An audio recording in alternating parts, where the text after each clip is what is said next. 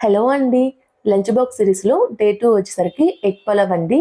చాలా తక్కువ టైంలో, తక్కువ మసాలాతోటి ఎంతో టేస్టీగా ఉండే ఎగ్ పలావ్‌ని ఎలా తయారు చేసుకోవాలో చూపిస్తాను.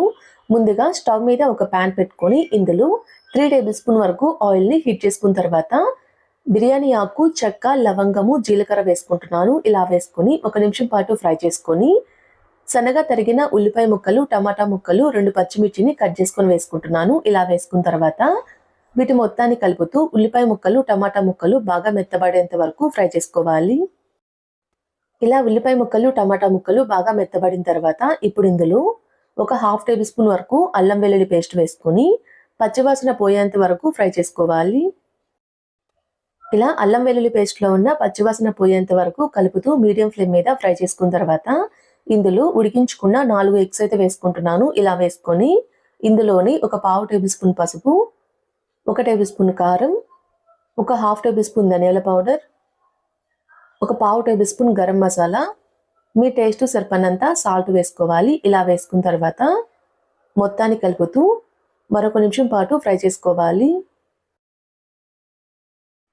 ఇలా కలుపుతూ మనం వేసుకున్న మసాలా మొత్తం కూరలో కలిసే విధంగా కలుపుతూ ఒక నిమిషం పాటు ఫ్రై చేసుకున్న తర్వాత ఇప్పుడు ఇందులో 2 టేబుల్ స్పూన్ వరకు పెరుగు అయితే వేసుకుంటున్నాను. పెరుగు వేసుకునేటప్పుడు ఫ్లేమ్ని లో ఫ్లేమ్లో ఉంచుకొని కలుపుతూ ఒక నిమిషం పాటు ఉడికించుకోవాలి. ఇలా మనం వేసుకున్న పెరుగు మొత్తం కలిసే విధంగా కలుపుకున్న తర్వాత దీని మీద మూత పెట్టి మీడియం టు లో ఫ్లేమ్ మీద ఒక 2 నిమిషాల పాటు ఉడికించుకోవాలి. ఇలా ఉడికేటప్పుడు మధ్య మధ్యలో కలుపుతూ ఉడికించుకుంటే అడుగనేది అంటుకోకుండా ఉంటుంది.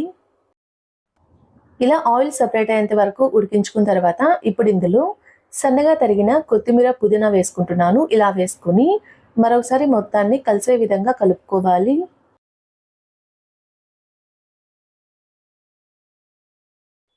ఇలా మొత్తాన్ని కలిసే విధంగా కలుపుకున్న తర్వాత ఇప్పుడు ఇందులో ఉడికించుకున్న 1 కప్పు రైస్ అయితే వేసుకుంటున్నాను. ఇలా వేసుకొని మొత్తాన్ని కలిసే విధంగా కలుపుకోవాలి.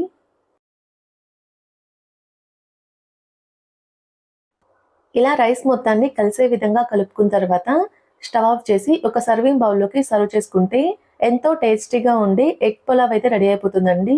లంచ్ బాక్స్లోకి క్విక్గా రెడీ చేసుకుని ఎంతో టేస్టీగా ఉండే ఎగ్ పులావ్ని ఎలా తయారు చేసుకోవాలో చూసారు కదండి.